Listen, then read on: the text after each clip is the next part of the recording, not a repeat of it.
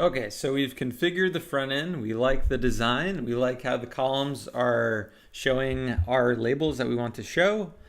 And we're ready to deploy this thing up to the internet. So what we need to do is go ahead and stop that, npm start command and run npm run build. Thanks to the wonderful people over at Facebook, we have Create React app that does everything for us to create an optimized production build of our React application. So that's awesome. So what we can do now, we can see that it's only 19 kilobytes because we're externalizing React, which is awesome.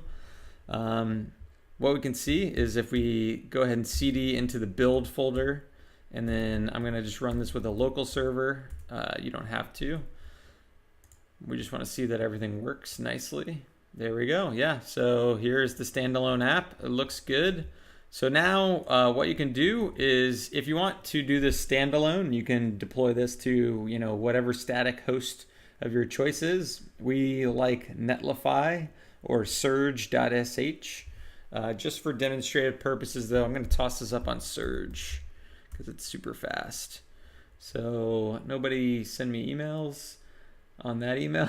Send me emails at david@serverless.com if you guys have questions. Cool, so I'm going to go ahead and deploy this, and we're going to, delightful friction. What a great subdomain. Thanks, Surge.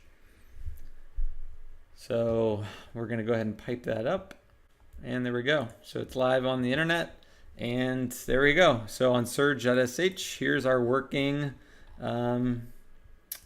status board.